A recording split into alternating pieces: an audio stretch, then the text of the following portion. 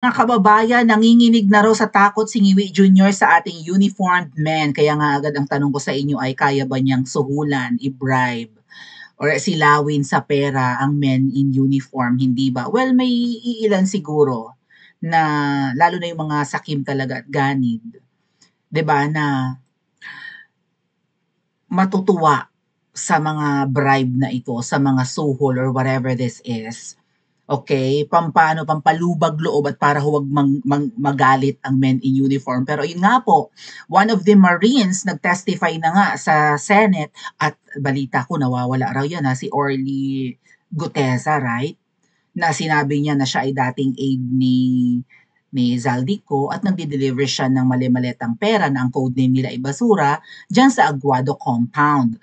Okay? Harap yan ng Malacanang at sabi nga po ni Spokesman Roque, may lihim na lagusan yan. From Aguado Mansion to Palasyo ng mga ahas. So siguro sa ilalim ng kalsada may underground, right? May ano doon, may passageway, whatever that is. Eh, normal naman yan mga kuya. Maraming ganyan sa naku, maraming lihim talaga. Kapag may mga lihim, may mga ganyan. May mga lihim na lagusan, Penny. Okay? So, dahil nga nagkakanda-bulgar-bulgar na at marami na po at saka nga pala naka-receive tayo ng intel. Well, ipaparinig ko sa inyo mamaya, no? Ipi-play natin yung video na may mga lalabas pa raw po na mga matitikas. May mga lalabas pa na kasundaluhan na hindi na siguro masikmura, mabutit may mangilan-ngilan yung ginagawang pangungurakot ng administrasyong Ngiwi. Kasi siguro katulad ng paglabas ni Chavit Singson mga kuya na ay teka muna kung isasabak nila sa giyera ang Pilipinas, ibang usapan na ito. Ay si Ngiwi pumapalag-palag sa China at mukhang papayag na maging proxy war ang Pilipinas, 'di ba? Nang anemika, sino ba ang unang matitigbak at malalagay sa alanganin ng buhay kapag nagkaroon ng giyera? Digat ang mga kasundaluhan. Sila nasa front line. Sila makikipagbarilan, makikipagbangbangan. Well, depende kung nuclear war or whatever this is gonna be, no? Kapag nagkaroon ng Third World War, baka mamaya bomba na ang nagliliparan at hindi na yung tipong nakikipagretratan. Pero malay naman natin, di ba? But still, ang frontliners dito ay ang mga kasundaluhan or ang men in uniform. Ngayon, shinare po ito ni, I think ni Dr. Lorraine Badoy, no? Itong post ng Daily Tribune. Alright? Na di umano ay parang sinusuhulan. I think shinare din ito ng ilang mga retired men, ano? Retired men in uniform or retired AFP na or retired generals na dinadaan sa ganito ng iwi. Hindi kasi nila ito ginagawa before, right? Wala silang pakialam sa mga kasundol. Kasi ganun ang mga elite. Okay? Ang tingin nila sa mga kasundaluhan, even kapulisan, ay mga private army lang nila or mga tauhan lang nila. Kasi under kay Ngiwi ang uniformed men eh. Okay? So lahat yan, lahat ng uniformed men, even Coast Guard, even Bombero, okay? Under yan kay Ngiwi. So, ayan, the government has approved the release of 1.64 billion pesos for the 2023 performance-based bonuses. PBB, muntikan pang maging PBBM. Ang kanyang mga program, laging kadikit yung kanyang initials, no? Inaprubahan na raw ang bonus sa Armed Forces of the Philippines, Philippine Army officials and personnel following the directive of President Ngiwi. Nagpapabango siya sa sa mga kasundaluhan. Kasi naririnig na siguro niya na baka magkaroon ng, oy, maichichika ko sa inyo, ewan ko kung narinig nyo to. Alright, may isa raw na vlogger na nilik niya na baka magkaroon ng coup d'etat. Baka ang men in uniform ay mag-aklas laban kay Ngiwi at hulaan nyo kung sino ang iuupo. Maluloko kayo. Well, according to sa isang vlogger no, na Maka Duterte, ang iuupo raw ay si Gibo. Ay si Gibo pa naman ay pro-Giera yan. So, kung magkukudeta ang mag-aaklas ang mga matitikas laban kay Ngiwi, Baka dramatization lang din nila yan. Kasi si Gibo, mukhang hawak naman nila sa liig, di ba? Tau-tauhan naman nila si Gibo. So, ang graceful exit ng pamilyang Bangag kung sakasakaling magkagulo ay umalis ng Pilipinas. Right? Okay, magkukudata pero si Gibo raw ang iuupo. Hindi si VP Sara. I hope maling impormasyon yan. Kaya nga po nagmamadali na eh. Sabi wag daw paabuti ng specific date. May nag-message sa akin yan. Ano ko na lang. Babasahin ko yung chat sa akin ng kakilala natin. And taga Cebu yung nag-message sa akin. And yeah, i-discuss ko na lang ano ko na lang iba-blind item ko na. Blind item pa ba? Pinangalanan ko na eh. Basta i-elaborate ko na lang sa live ng Princess Maui to the next time na mag-live tayo mga kababayan. Okay? So, ayan, in-announce pala nung Marco Leals. Marcos green lights, go na ang 1.64 billion 2023 bonus for Army personnel. May pa-bonus sa mga men in uniform. So, hati-hatiin. Magkano kaya yan, no, mga tat kuya? Dali nga mag-compute tayo. Mabilisan lang. Halimbawa, 1.64 billion. 164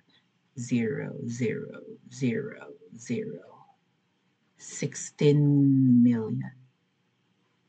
Bawasan natin. Teka lang, mag-mathematic tayo ng konti. 1.64 billion. Okay. So that's 1 billion and 640 million, di ba? I-divide halimbawa natin yan sa 100,000 na uniformed men. Maliit lang! Kung ang mga ang AFP, right? Pagpalagay na natin, AFP lang ang bibigyan, hindi kasama ang kapulisan, okay? Army lang, Philippine Army. 16,000 pesos lang ito eh. Kung sila ay 50 mil halimbawa, 50 mil lang ang ating mga sundalo. 32,000 pesos lang ito eh. Parang sweldo lang to ng isang buwan. Parang panglamang tiyan, parang lamang tiyan lang. Right? Liit lang pala. Pero yung mga nakukurakot, di ba? Bilyon baka trilyon na nga.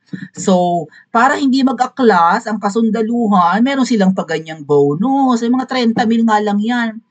Kahit kumonti pa yung men in uniform, 50 mil kataas-taasan. So, parang Christmas bonus lang yan. Para kumalma lang ang men in uniform. Ngayon, even Mike Defensor, mga kababayan, nagsabi na may mga lalabas pa aside from, 'di ba, yung kay Gutesa, yung nagsalita na siya ay nagdi-deliver ng mali-malitang pera thrice a week sa Aguado Mansion na kaharap ng Malacanang na according kay Spokesman Roque nga may lagusan. So ang ibig sabihin pala noon, mga kababayan, kahit na ang delivery, bago natin pakinggan si former Congressman Mike Defensor. Ay, may pa-ads ang lolo nyo. Bago natin pakinggan si former Congressman Mike Defensor, ay, kumbaga, sabi ni Spokesman Roque, kung i-deliver yan sa Aguado at para yan kay Tambaluslos, dahil nga pag-aari naman ni Tambaluslos yung Aguado Mansion, bakit hindi na lang i-deliver sa Forbes Park sa kanyang bahay sa Makati? Nabanggit naman na yan na nagdi-deliver doon. Bakit kailangan sa Aguado? It makes a lot of sense, sabi nga ni Spokesman Roque, kasi may lagusan nga raw yan, sabi ng mga caretaker ng Aguado Mansion. Okay? So, kung doon din i-deliver, hindi yan talaga para kay Tamba. Para yan kay Butod at kay Ngiwi. Pag-uusapan natin mamaya, ha? Okay, total na mention ni Dr. Lorraine Badoy si babaeng Jahas. Let's listen muna kay former Congressman Mike Defensor. Wala ng Santiago. Posible ho bang nagkamali kaya si Sergeant Gutesa? I really can't say, Pinky, pero klaro din naman yung sinabi niya, di ba? I delivered in this address, ito yung gate. He mentioned the number. Yeah, and then we do it 3 times a week. Kung hindi dito, binanggit niya yung bahay ni sa 19 Nara, yung sabi niya, kay Michael Yang. So, again, Okay. If they just exchange words, we really can't tell. Okay. But for me, if I was investigating it, I don't need to be a police, an NBI, nor to be a senator or congressman. Papatawag ko lang yung mga kasama doon sa trabaho and ask them, is this really true?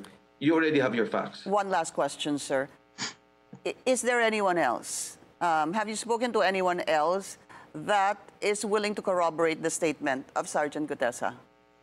I did not talk to Sergeant Gutesa, and I don't even know the group, the 90 plus ex-Marines or the police currently, but there are messages to me by some former military officers, some friends, who are telling me, yeah, they heard that some people will be coming out. Former Congressman Mike Defensor, sir, thank you so much for your time. May mga lalabas pa mga kasundaluhan na magsasalita at magbubulgar ng mga ninanakaw at katiwalian. Yan ba ang dahilan, mga kababayan, kung bakit si Ngiwi ay namumudmod ngayon ng salapi? Kung matatandaan nyo, like 2 years ago, 2023 rin, babawasan pa nga nila ang pensyon ng mga sundalo. Ano ang sabi nung malditong governor ng Bangko Sentral noon, matanda na? Sabi niya, kailangan nating bawasan yung pensyon ng mga sundalong yan kasi nung kabataan nila, batak naman talaga sila sa training. Ang tatagal nilang mamatay kaya ang laki ng nagagastos. Ang lalaki ng nagagastos natin sa benefits ng mga hindi naman agad namamatay. Puki ng ina! Wala silang pakialam sa mga retired men in uniform. Binawasan pa nga and now mamimigay ng datsong? Ano ang buot silingon sini, mga kababayan? Anong ibig sabihin? Pa-comment nga po sa comment section at mag-like at subscribe din po kayo.